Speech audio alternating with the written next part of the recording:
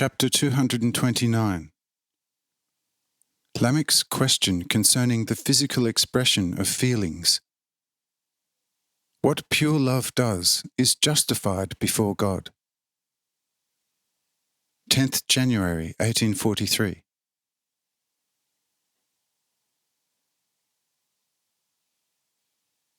This speech by the Lord encouraged all, and they praised God in their hearts for his immense goodness, grace, and mercy. Lamech alone plucked up the courage to ask the Lord, saying, O Lord, you one, great God of heaven and earth, you alone true, best Father of mankind, who are holy, exceedingly holy.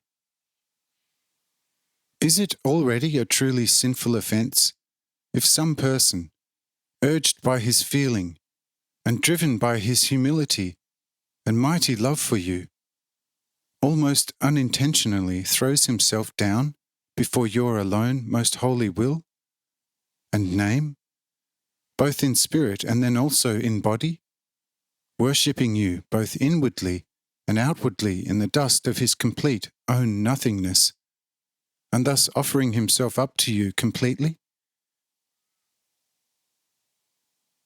For this is what I reckon. Compared with your infinite goodness and mercy, no human can ever do too much. No matter how often the spirit of man, according to your holy order and your most holy love and will, is occupied with you, O Holy Father, this will be surely a most pleasant task for him forever. Yet in some moments, when he is too moved by your love and mercy, and tears of remorse, love and joy flow from his eyes, when he wants to embrace you, O Holy Father, thousands upon thousands of times, with the most ardent love, then, I believe in my innermost heart, man cannot possibly help making physical gestures corresponding exactly to those of the Spirit. Also friends, brothers, and lovers embrace when prompted on a special occasion. The little children, urged by their love, often cling convulsively to their parents. You yourself have arranged your great, glorious creation so that with everything special moments arise, where it is more excited, and others where it is less so. To be sure, the sun always gives an even light. This reminds me of the incessant occupation with you, mentioned by you. But this is not the case with the dispensing of warmth. Also the sun seems to observe a certain gradation, and to shine sometimes more, sometimes less intensely. The trees are not continually in blossom, nor do they incessantly bear fruit, yet they always stand there in your order. The air itself often works havoc and moves in mighty agitation above us. Also the mountains do not burn incessantly, while standing always in your order. Only at times do they become more and more violently stirred, and then seem to want to lovingly seize you with their fiery arms.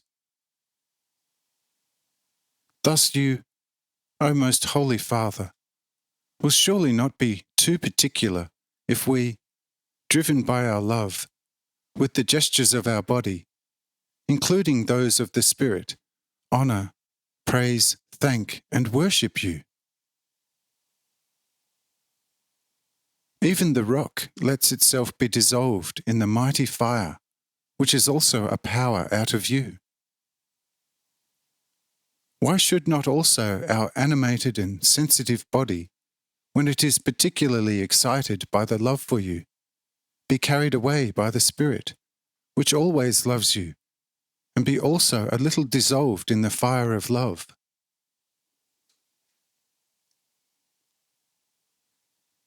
But the Lord laid his hands on Lamech and said to him, Lamech, you were a son of the world, and at that time you knew nothing of all you have just told me.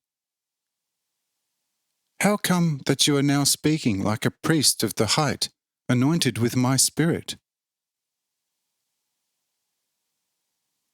And Lamech, full of reverence, replied, O Lord, I talk as inspired by my heart and my love for you. Thereupon the Lord said to Lamech, If someone loves me above all, and his heart aglow in such great love for me, tells him, Do this, or do that. Let him do it, and I will look with pleasure upon all that the pure love for me will be doing.